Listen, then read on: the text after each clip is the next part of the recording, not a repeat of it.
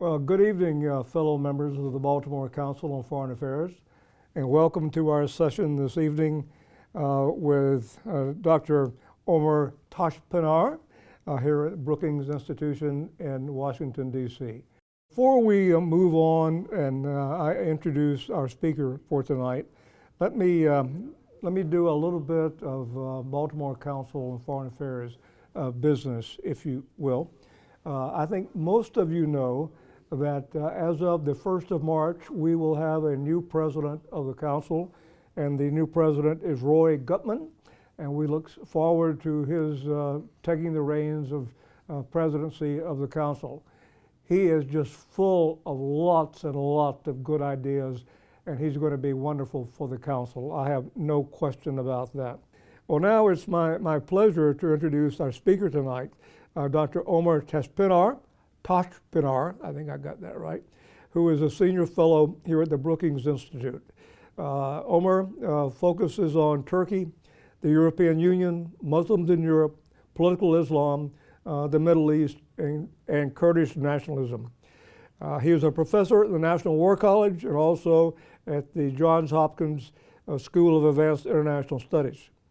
He's the author of 2 books, Political Islam and Kurdish Nationalism in Turkey, and Fighting Radicalism with Human Development, Freedom, Education, and Growth in the Islamic World.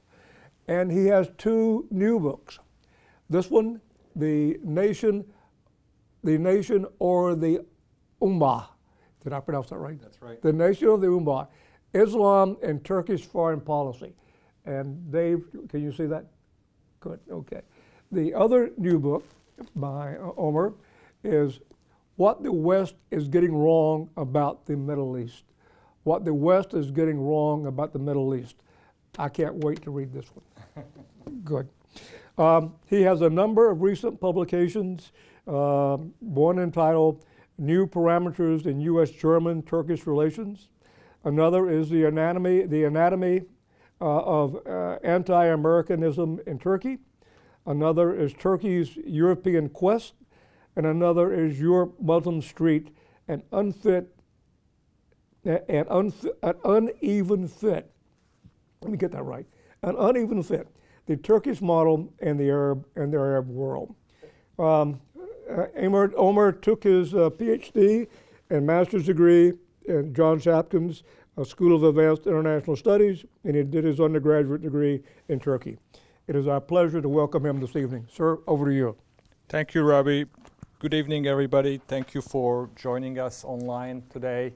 I wish this was face-to-face, but this is how we do these things these days. And I'm looking forward to spending the next hour with you talking about Turkey, the Middle East, and the West, mutual misunderstandings, the disconnect.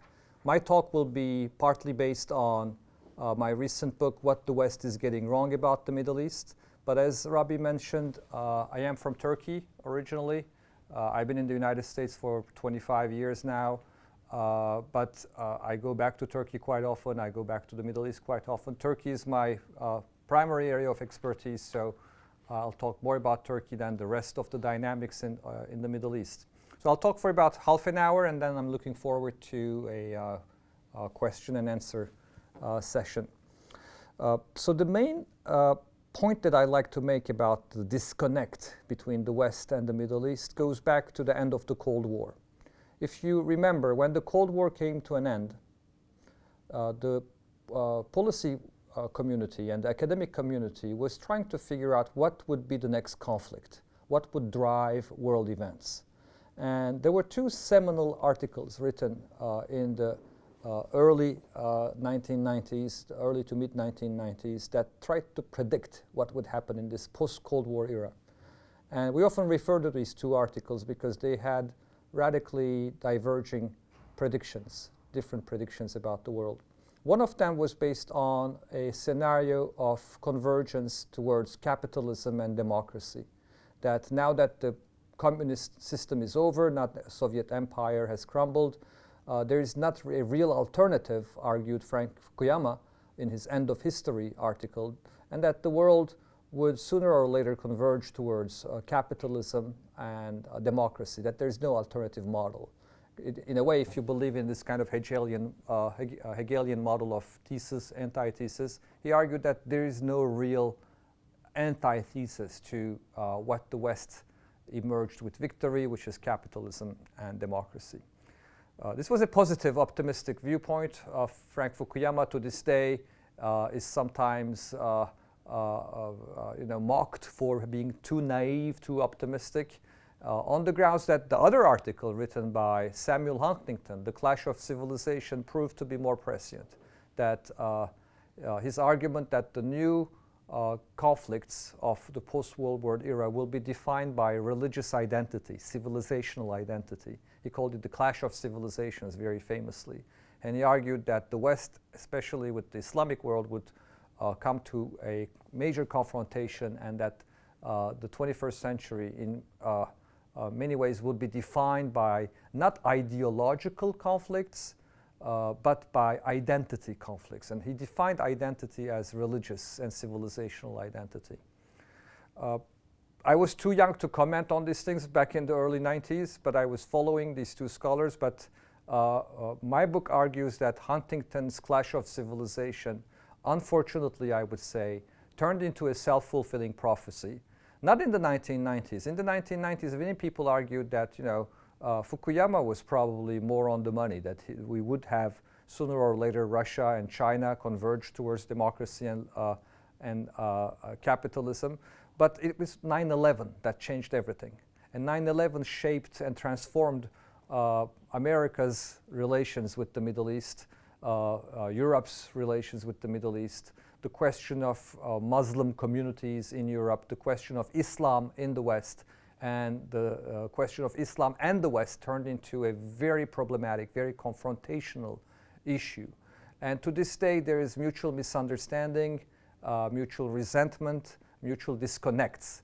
And I would argue, as I did in this book, that there is an overemphasis in the way the United States looked, especially in the post-9/11 world, at the Middle East, an overemphasis, almost an obsession with Islam. An argument that Islam explains so many things that is wrong about the region.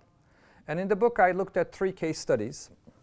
I looked at contemporary dynamics in terms of the Sunni-Shiite conflict in the Middle East, which we can say a sectarian division between predominantly a Sunni Middle East with Shiite groups, and the tendency to see this Sunni-Shiite divide in the Middle East as based on a religious conflict, that the source of the conflict is religion, and that since time immemorial they've been fighting the same war.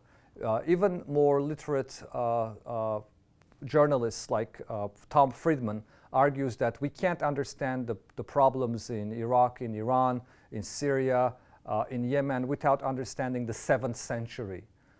We have to go back to the time of the Prophet and understand that this is at heart a religious conflict. So that's one way, I think, to analyze it, but it has become almost a kind of predominant way. When you look at how the Western media, the United States, covers the Sunni-Shiite conflict, it is very hard to understand that this is not really about religion. I argue in the book that this is not about religion. It's not, but that the West is obsessed with this kind of almost theological way of looking at things. And of course, it's colored by 9/11. 9/11 was a terrorist attack on US soil that traumatized the United States. And ever since, the question of what is wrong with that part of the world, why democracy has a difficult time flourishing there, why gender rights or secularism or modernity has a hard time making it in the Middle East, why is there a kind of Arab exception to democratization, modernization, secularism has come to be analyzed through the lens of Islam. So that's one problem, and I will explain in a minute why Islam does not explain this. The second argument that I made is about Turkey. Turkey also, in the last 20 years, is increasingly analyzed as a country that is becoming more and more Islamist under the leadership of Erdogan. And although this is partly true, I don't think we can understand modern Turkey and what Erdogan is doing to Turkey through the prism of focusing on Islam. It's not Islam versus secularism that explains Erdogan. It's not is Turkey going east or west. These are too simplistic, in my opinion, dichotomies, this kind of binary world lens that, there's an east, there's a west, and Turkey is sometimes with the east, sometimes with the west, does not capture the real driver of Erdogan and the real driver of Turkish politics, which is nationalism, Turkish nationalism. And that's the point that I will make also on the Sunni and Shiite conflict in a minute. The third case study that I have, in addition to Sunni Shiite sectarianism in Turkey, the third one is about the Islamic State, the ISIS. And one may ask, well, of course the Islamic State is about Islam. What else can it be about?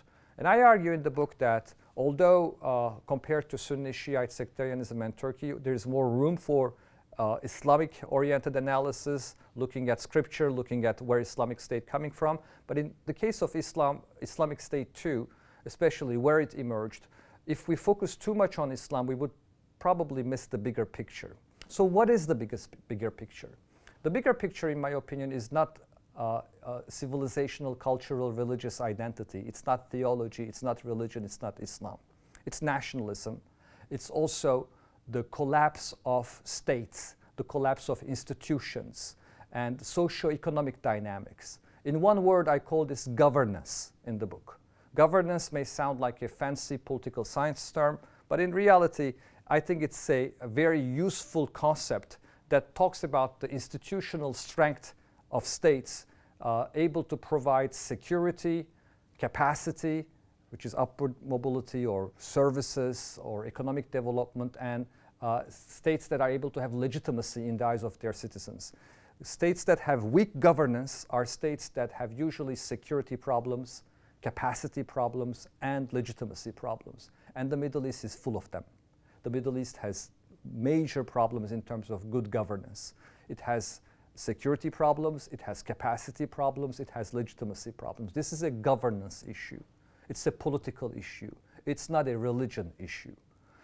We emphasize too much religion at the expense of social, economic, and political factors. So governance is the key to look, understand, to establish this connection that is missing between the West and the Middle East. Erdogan, in other words, is not winning elections because Turks are in love with Islam and they all of a sudden turned less secularistic and more Islamic. Erdogan has been winning elections in the last 20 years for one major reason, the economy. And if he's losing elections today, as he did a couple years ago in Istanbul, it will be because of the economy. So we have to pay attention to governance, especially to social and economic factors.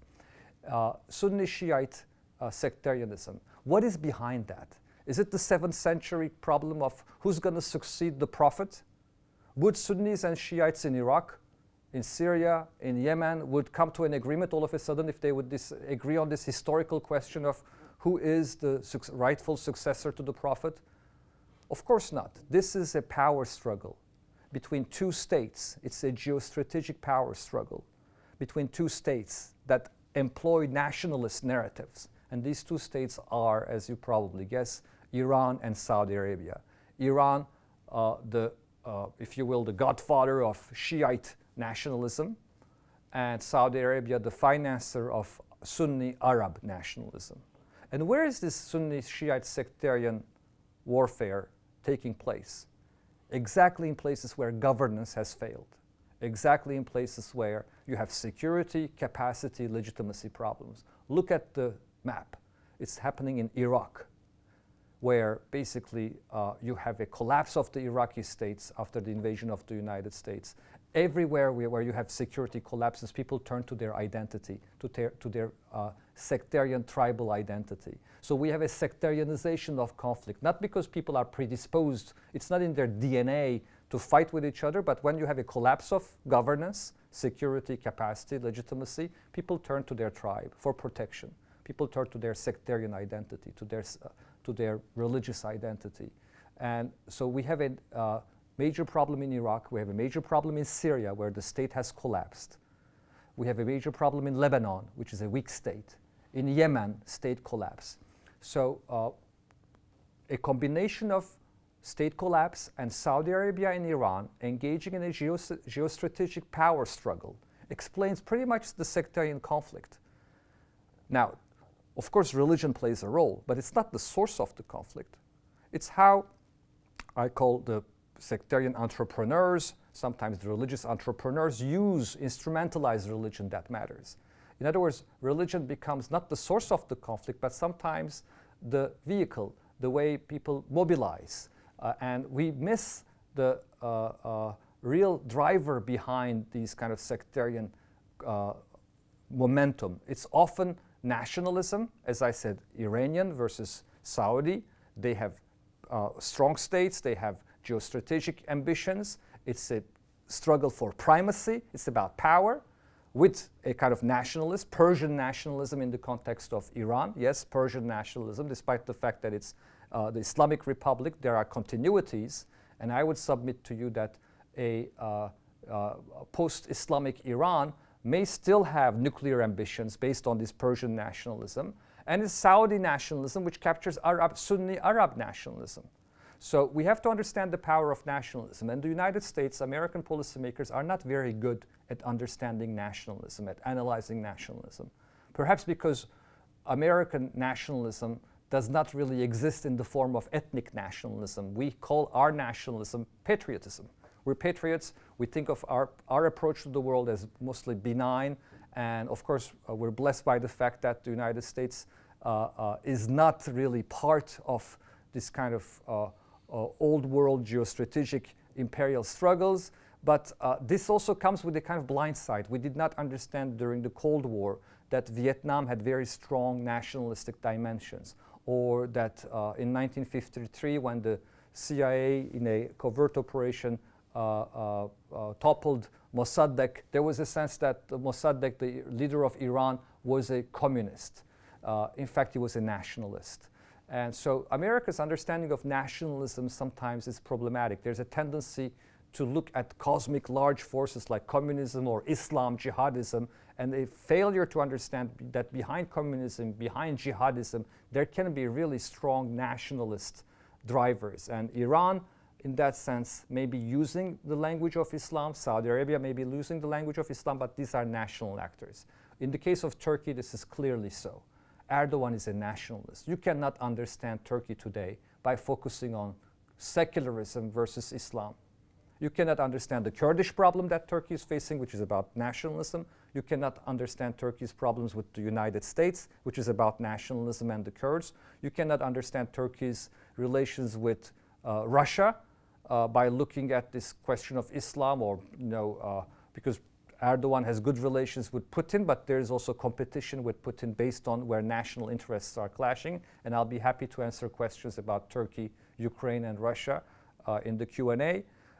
You cannot understand Turkey's current dynamics without focusing on institutions, on socioeconomic dynamics, and the clash within the Islamic camp.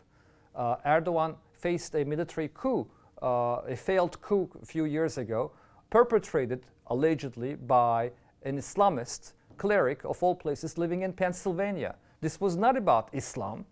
This was not about Islam versus secularism. It was one Islamist attacking another Islamist, if we want to label them Islamist. It is an intra-clash, intra-Islam fratricide. So it's not Islam versus secularism once again. So I invite you in a way to think about social, economic dynamics and nationalism. And what about ISIS, the most difficult case where we have to understand the role of nationalism and governance? Well, the question I would ask is the following. Is ISIS really a result of Syrians and Iraqis all of a sudden discovering the importance of Islamic theology and a willingness to turn back to medieval times and to basically embrace this kind of violence?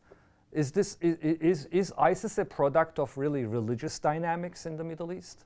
Or is ISIS a product of state collapse in Syria, state collapse in Iraq, and a fight between Shiite nationalism, protected, supported by Iran, and Sunni Arab nationalism, often financed by Saudi Arabia. I think it's the latter. It's about governance. It's about Sunni nationalism, Arab Sunni nationalism versus what is perceived to be a kind of Persian Shiite heresy. There is a very strong dimension of both governance collapse and nationalism. ISIS was also very good at establishing governance. One thing that we don't understand about ISIS, we call it a terrorist organization, but in fact it established a pseudo-state. The first definition of a state is an identity, is a group, is a entity that can legitimately monopolize the use of violence within the territory. And ISIS was good at that. It monopolized the use of violence, it established itself, basically got rid of other tribes and militias, established some sense of order, and started to tax people. It established what looked like a state. It provided governance. It started to provide water, electricity, capacity at a time when Syria was collapsing. It was either chaos or the kind of order that ISIS brought. And of course, people turned to ISIS not because they were in love with the methods that ISIS was using, which were medieval, barbaric, despicable, but it was providing some sense of order, security, and capacity. And the second thing is, you may not know this, but the avant-garde, the real striking force of ISIS was Saddam Hussein's Ba'athist generals. These are the guys who joined ISIS, the Sunni Ba'athist generals, Republican Guards types who joined ISIS. Why would Ba'athists? Think about the Ba'athist ideology. Secular Arab nationalism, closer to socialism than Islam to a certain degree. Why would these guys join a jihadist group? Not because they're Islamists. Most of the Ba'athists were kind of whiskey-drinking Arab nationalists. These guys joined ISIS because it was about Sunni Arab identity against what they perceived to be Shiite hegemony in the region. Bashar Assad is closer to the Shiite. Iraq is under Shiite hegemony. Iran has a lot of influence over both Iraq and Syria, and of course over Lebanon and Yemen. So you have a situation where Arab Sunni Ba'athists joined ISIS in the name of survival, in the name of establishing basically some room for Sunnistan, a Sunni identity. Because a byproduct of the American invasion of Iraq is that the Sunnis lost. The Sunnis who used to run Iraq now are a minority and they are at a disadvantage compared to the Shiite demographic presence and the presence of Iran that really is the big winner of America's adventures in the Middle East in the last 20 years.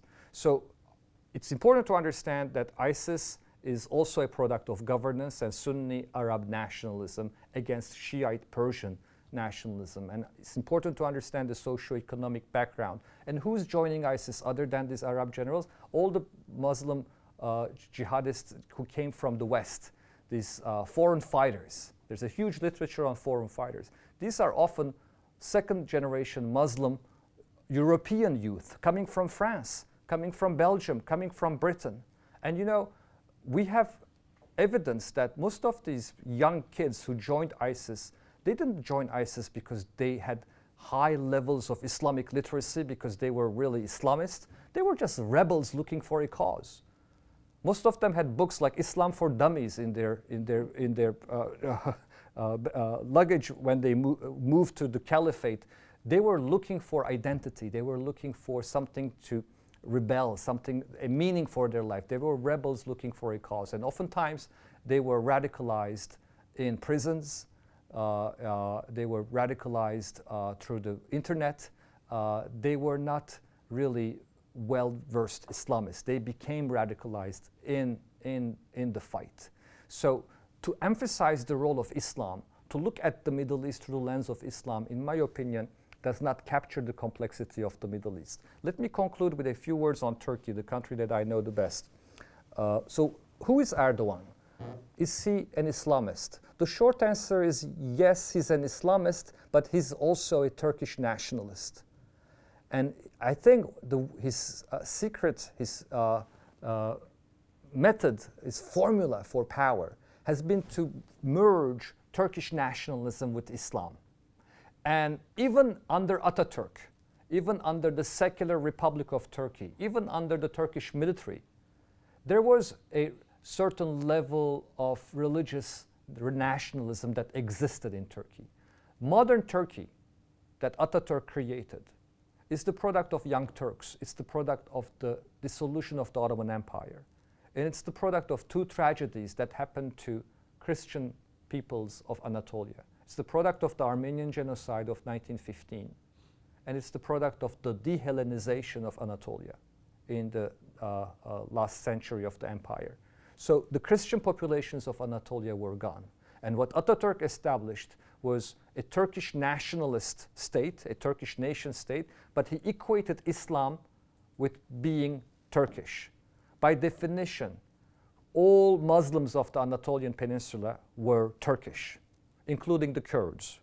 There was no room for a hyphenated multicultural identity. Everyone who was Muslim had to be Turkish. It had to be assimilated to a Turkish identity.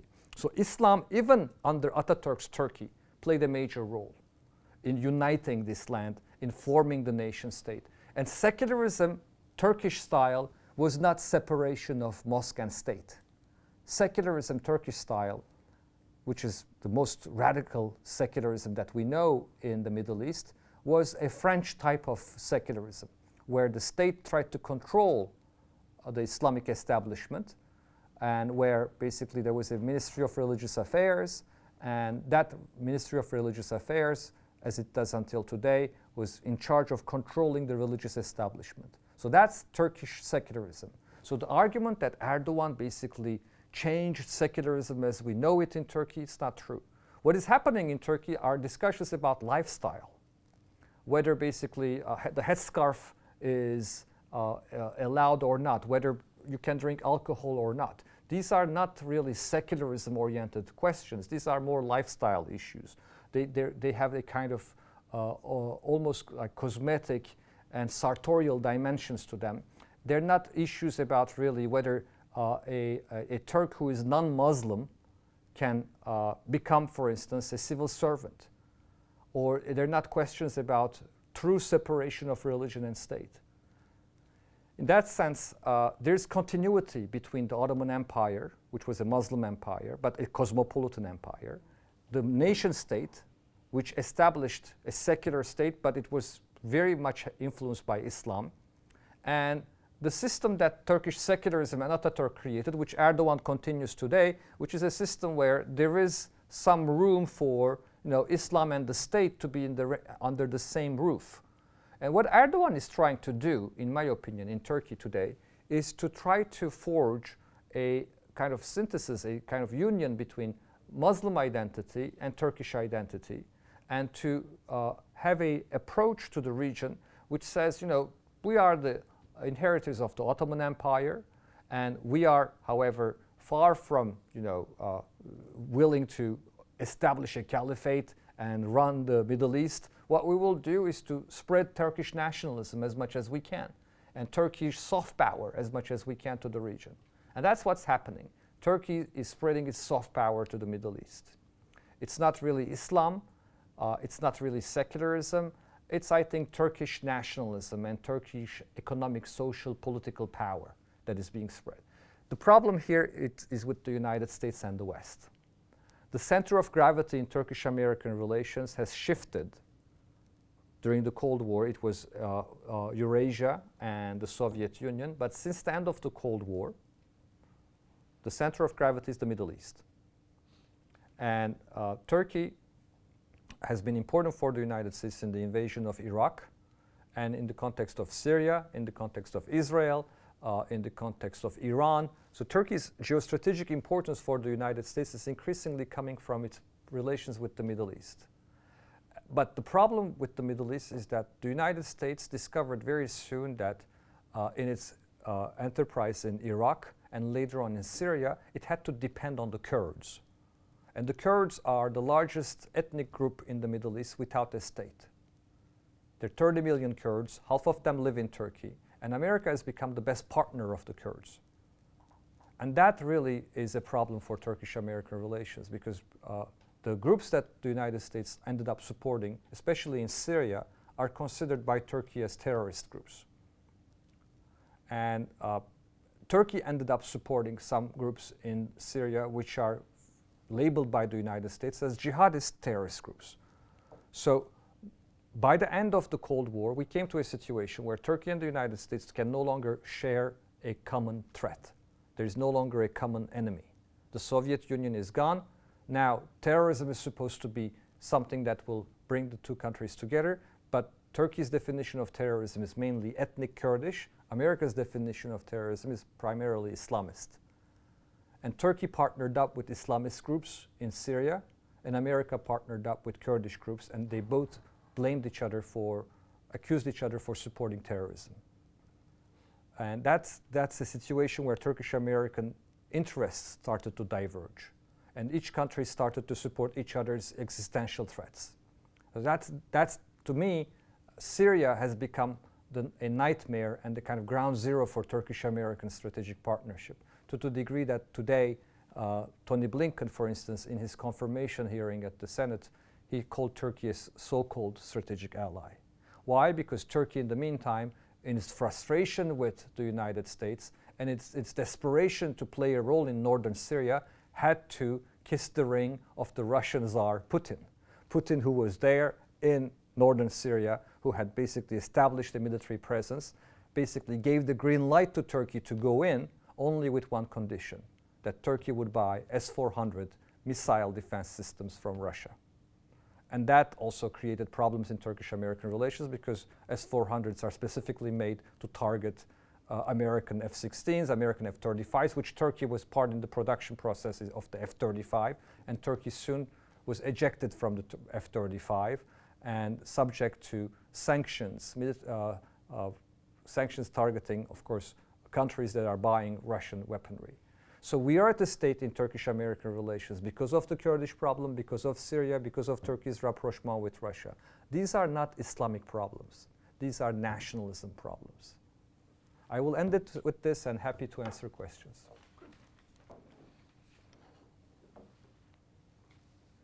I guess we're going to have to share the Microphone, okay. I'll come over to you.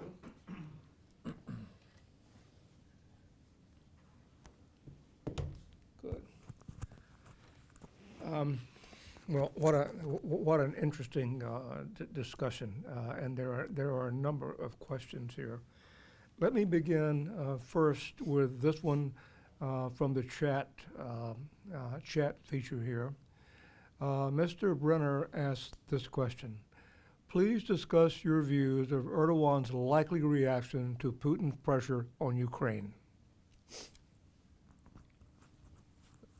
So, Turkey is dependent on Russia for a number of things. First of all, natural gas. Turkey is an energy-poor country. It has a growing economy. Erdogan's Turkey today has economic problems, but it doesn't change the fact that Turkey has 85 million people. It doesn't have energy. It depends on receiving Russian natural gas. So the last thing Erdogan wants is an energy crisis, more problems with inflation, and Russia receiving sanctions from the United States and using natural gas as a weapon. So Erdogan wants to mediate between Ukraine and Putin. And Erdogan is very well aware that Turkey has some leverage here with Russia. Why is that? Because the Turkish military-industrial complex has been very active in the last decade, and Turkey has built a number of companies, including a very effective drone industry, drone companies that are selling Bayraktar drones, which are reasonably priced and good technology, somewhat dependent on Western technology, but mostly Turkish-made, and Ukraine has been a big buyer of these. And Turkey, in the last few years, managed to turn the tide in a few conflicts thanks to the Turkish drones that were involved in these conflicts. I'll just name three of them. One of them is Armenia and Azerbaijan in the Karabakh conflict.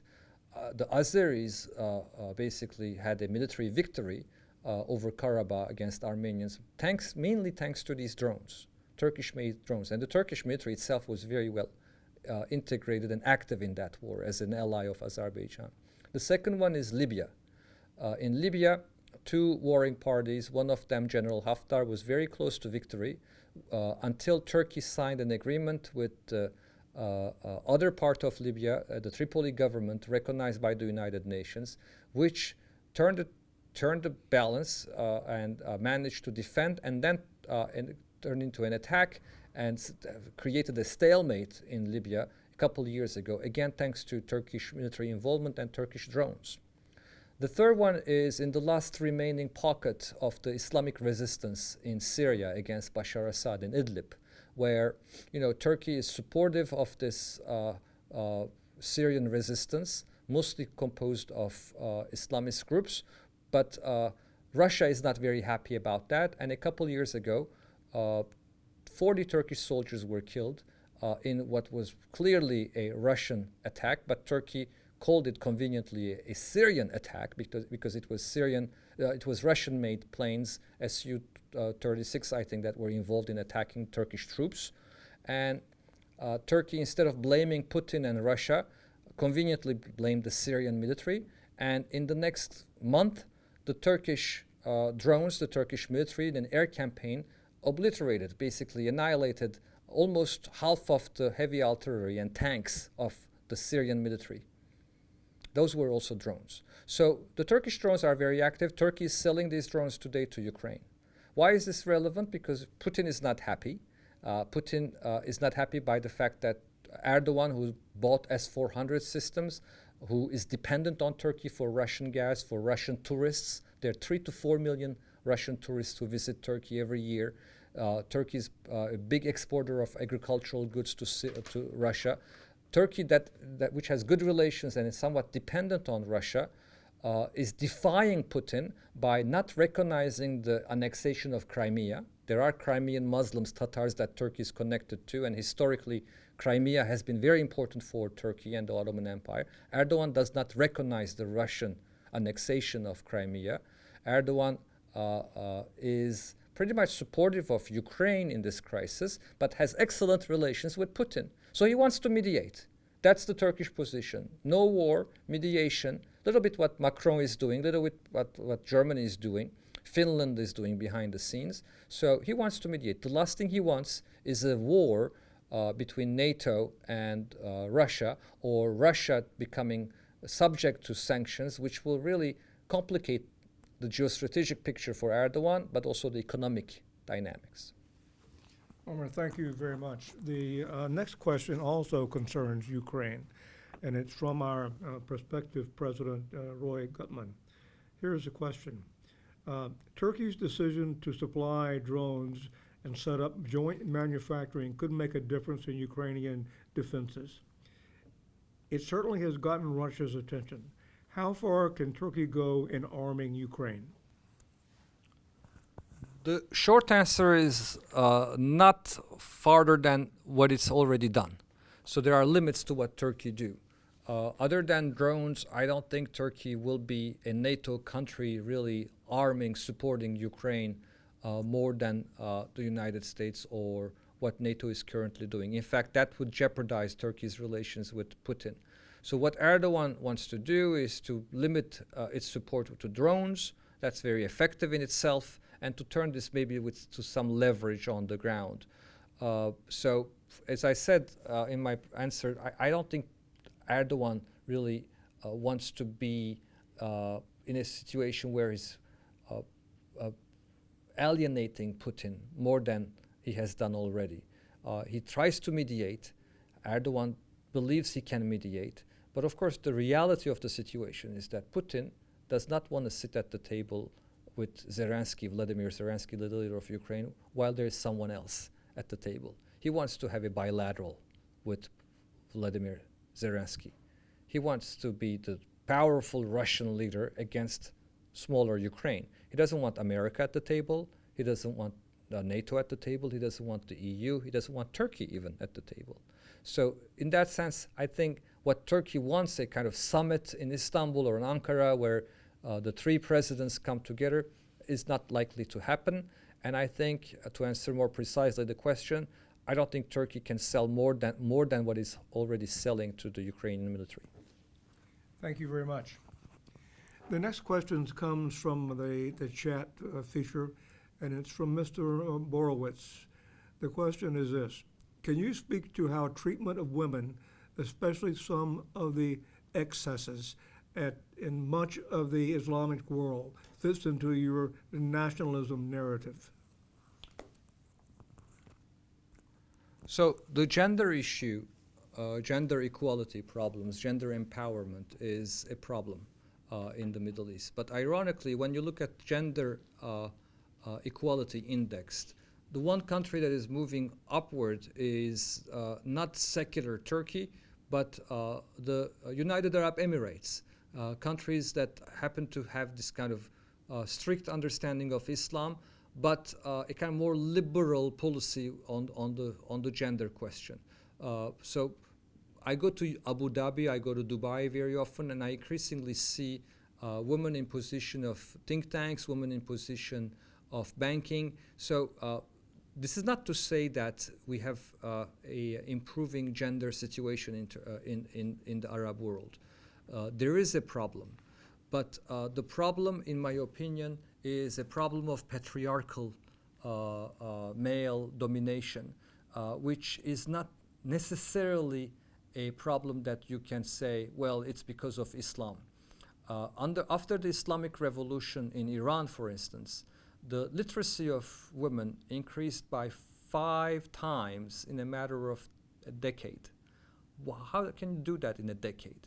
Well, it was because most of the campaigns about female literacy were about having schools where girls would go to school separate from women, and in the countryside, that turned very popular because it turns out many very conservative families would not send their kids to school because they didn't want their daughters to be sitting at the same table with boys. So in a way, segregated education created higher levels of literacy in the context of Iran. That's not an easy solution. That's not something you can replicate. But the gender situation is a very complex situation. And I think in the West, because of the Taliban, because of the Islamic Revolution in Iran, because of Wahhabism, we have this vision that it's all about Islam. In fact, it's very often based on a kind of tribal interpretation of Islam, tribal patriarchalism, paternalism, and these are social, cultural problems. Islam is part of it. There is no need to sugarcoat. Islam is part of it, but it's also the interpretation of Islam that matters. And the interpretation of Islam, you can find in Islam certain verses which would say, you know, there is no need for subjugating women. They should have status where they can have, you know, more inheritance compared to what existed before Islam. They should have equal education opportunities. It depends on what you look at the life of the Prophet, where you look, which segment, what part of the Quran you look. Interpretation is the key in Islam. And so anyone who says, you know, Islam says this, would be challenged by a more enlightened cleric who would say, no, actually, look at this part of the scripture, which would say the opposite. So the question is about interpretation, and interpretation changes based on socioeconomic status. Malaysia, Indonesia, Turkey, Indian Muslims, Pakistan have different interpretations. Socioeconomic segments in these countries, educated Pakistanis, educated Turks, educated Malaysians or Indonesians have a different approach to gender. So the key is not to say Islam is the problem. The key, in my opinion, is to say socioeconomic underdevelopment and the need to have a more progressive interpretation is the problem. Thank you very much. The next question also comes from our prospective President, Roy Gutman. It concerns Syria, and you touched on this briefly during your earlier comments. The question is this: in northeast Syria, the U.S.-backed SDF seems to be the only force standing in the way of a return of the Assad regime. And that really means the Iranian-backed militias and Russian forces. From Turkey's perspective, is the current situation the lesser evil? So, Turkey has received about 4 million Syrian refugees. So, Syria, a country of 22 million people, has around 7 to 8, according to some estimates, even 9 million refugees. And internally displaced people in the total of 12 million within Syria. So it has been a catastrophic war. But the one country that received the highest number of Syrian refugees is Turkey, 4 million. In this Idlib province that is mentioned, where there is this pocket of resistance, only remaining pocket of resistance, there are about 2.5, 3 million Syrians. For Turkey, the status quo is important because if Idlib is overrun by the Syrian military, by Assad's army or Russia, there would be 2 or 3 million more Syrian refugees coming to Turkey. And Putin can easily turn this into a nightmare for Turkey, because if he does what he did a couple of years ago and bombs Idlib, that would cause panic, and that would mean another 2 million people at the borders of Turkey. So the status quo is very important. Who's protecting the status quo? Well, Turkey believes it is protecting the status quo by protecting Idlib. There are Turkish military in Idlib. These Turkish drones that I mentioned protected Idlib, but it's a very tenuous situation. Russia is not very happy about this. It believes that Idlib has turned into a kind of jihadist entity. On the other hand, the United States, when you look at what the US is doing, for the United States, the key in Syria is not the regime change. The United States is fine now with Assad staying in power. For the United States, it's ISIS. The return of ISIS is the real threat. And normally, the US would rely on a NATO ally, like Turkey, who has more than 1 million soldiers, the second largest army in NATO, to keep the peace in Syria, especially the northern zone where ISIS was active. The problem for Turkey was that the United States decided, instead of working with Turkey in the north part of Syria, to work with a Kurdish group. Partly because Turkey was not willing to work with that Kurdish group, and there was too much problems, too much complexity in the situation of working with Turkey. The United States decided to arm a Kurdish militia, which is the Syrian wing of the PKK, which is a Kurdish terrorist organization active in Turkey. That created so much problems in Turkish-American relations. And I'm sure if you have General Votel, from former CENTCOM commander, it was under his watch that the arming and training of the Kurds began. I don't think the United States had a much better alternative, given that the fact that Turkey hated the Kurds on that zone and did not see ISIS as a real existential threat. Turkey's analysis of ISIS was that it was exploiting a vacuum and that we should have regime change in Syria. Bashar Assad should go, and then the ISIS guys could become more moderate. Once the Muslim Brotherhood-oriented government would come to power, dynamics would change. So Turkey saw ISIS as a transitionary phenomenon, as something that can be handled. But Kurdish terrorism was the real threat. A divergence of national security interests between the United States and Turkey led to American support for the Kurds, and Turkey looking at the United States as a strategic ally that is supporting its nemesis. At a time when Turkey, in the eyes of the United States, was arming the jihadists. So this was no longer a divergence of national security interests. It was basically active support for each other. For two countries were actively supporting each other's enemies. The US, the Kurds, Turkey, the jihadists. That's why I think Syria has become such a nightmare for Turkish-American relations. And the current status quo is not ideal, but the US does not have another alternative. Who's going to fight ISIS? Who will be the boots on the ground that the United States needs in the fight against ISIS? Not Turkey, not the Sunni Arabs, the Kurds. They're a secular bunch, they're nationalists, they're good fighters, and they want the United States. In fact, they're desperate for the United States to stay there. The tragedy of Kurdish history, however, is that it's relied too much on the West, and they got burned each time. They know this, but unfortunately they don't have a better alternative. Thank you very much. The next question also comes from chat, and it's from our colleague Duncan Brown. You touched on this also in your earlier remarks. Duncan asked this question: can you comment on why Turkey's procurement of the Russian air defense system while being part of NATO and also having access to the U.S. F-35 aircraft. It leads to F-35 being pulled from Turkey. So all this is a kind of collateral damage of problems in Syria. Turkey's rapprochement with Putin is not a love affair. It's a marriage of convenience. In fact, Turkey downed a Russian jet in 2015 because it violated Turkish airspace. And Turkey expected, after downing a Russian jet, that NATO would supply Patriots missile defense systems. But in fact, in a few months, the United States, for maintenance, routine maintenance reasons, had to take out the Patriots from Turkey. And to this day, Turkey believes that the Patriot missile system, which Turkey had, could have been an alternative to the Russian S-400. However, Turkey wanted quick delivery, technology sharing, and better pricing. And so negotiations with the United States to buy Patriots were difficult. Turkey needed to defend itself from Putin's presence in Syria.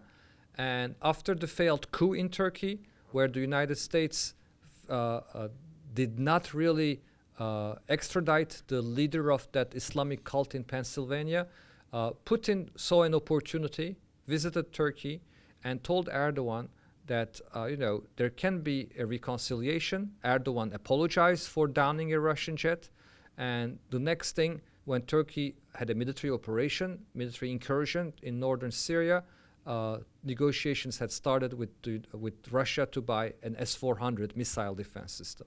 So I think many people believe in Turkey, the way I described it in my talk, that Putin saw an opportunity here to create a wedge between Turkey and the United States. And Turkey became a NATO country that is buying a Russian missile defense system at a time when it is also scheduled to buy F-35s. In fact, it was part of the F-35 production process. The United States made it very clear to Turkey, you cannot get the S-400s and hope to be part of the F-35 program. But Turkey hoped that somehow there could be a Turkish exception to that. President Trump, for a while, I think, because he was very, he was a very good friend of Erdogan. The two had a strong relationship. So I think there was some miscommunication between the two about the S-400. Turkey was under the impression that there could be a kind of presidential exemption to this. It never happened. And Congress made it clear Turkey will not be part of the F-35. In addition, as of 2020, Turkey is subject to American sanctions. So right now, Turkey is trying to buy not F-35s, but the F-16s to modernize the fleet. And Congress will have to decide. And Bob Menendez, who is no friend of Turkey, is blocking this. So in a very short period of time, if there is no solution to this stalemate in Congress about selling F-16s to Turkey, Turkey may end up buying, this time, Russian airplanes, Russian jets. And this will only worsen the problems that Turkey has with the United States and, of course, with NATO. So, again, to return to the main point I was trying to make, all this is about geostrategic interests, nationalism. It's not about Islam. So if you want to understand the Middle East and Turkey, focus on nationalism, focus on geostrategic dynamics. Thank you very much. Ömer, thank you. We're running up against the stops here, but there are two more questions, which hopefully you can cover quickly. The next question is from the chat, and it's from Mr. Alan Cohen. The question, it goes like this. He says, I was stationed in Turkey for the U.S. Air Force 1980 through 82, and I never heard in my life, I had never heard any such hatred as I heard Turks speak of Kurds. Is this hatred still widespread, and do Turks really think Kurds are terrorists? The short answer is the Kurds is a large category. So not all Kurds are terrorists in the eyes of Turkey, but the PKK is.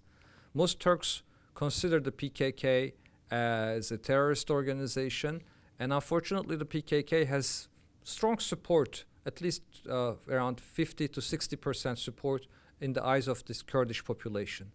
But half of the Kurdish population still votes for Erdogan. I think intermarriage between Turks and Kurds is very common. There are many assimilated Kurds. The largest Kurdish city in the world is Istanbul. It has 3 million Kurds. So the short answer is no, Turks do not hate the Kurds. And Kurds do not hate the Turks. But there is a terrorism problem, there's a security issue, and there's a conflicting, diverging nationalist agendas here. Thank you. The last question also comes from our prospective president, Roy Gutman. Here's the question. 2 ISIS leaders have now been killed in northwest Syria, an area where the Turkish military is the dominant outside force. Do you think they were aware of the presence of the 2 leaders? If not, does Turkish intelligence need to be beefed up? I think Turkey knows jihadist groups very well in Syria, and the reason why is because it has armed most of them.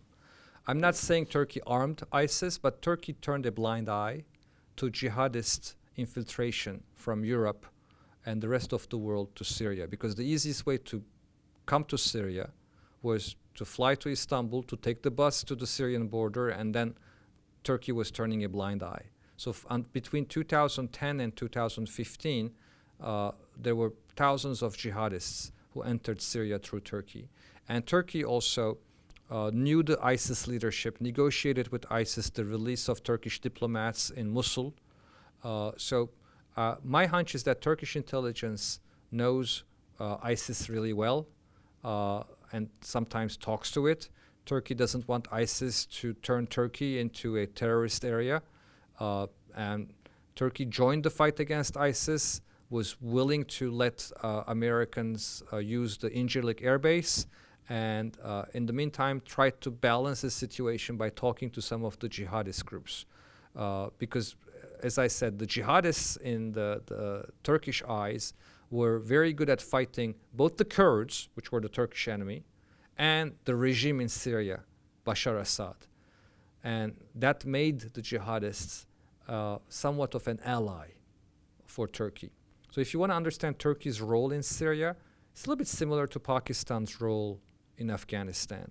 Turkey, unfortunately, played a similar role in terms of supporting Islamist groups because of nationalism. Not because Turkey is an Islamic state, but it was mainly against Kurdish nationalism and with a strategic objective of getting rid of Bashar Assad's regime. But it has damaged Turkish-American relations. And this is the price that Turkey is currently paying for its reputation in Washington and in the eyes of many other European countries as a supporter of jihadist groups in Syria. Omar, on behalf of the Baltimore Council on Foreign Affairs, I and we cannot thank you enough for the time you spent with us tonight. The distinction that you have made between nationalism and religion has been an eye-opener, at least for me, and I think for most of our members as well. We thank you very, very much, and we hope you can join us again. And let me remind our members that our next session will be on the 15th of March with Paul Pillar from Georgetown University. And oh, by the way, one of the points that Professor Pillar is going to make will be very similar to what you heard tonight. So don't miss that one. Thank you again. And thank you, sir. We appreciate it so very, very much. My pleasure. Thank you. Thank you.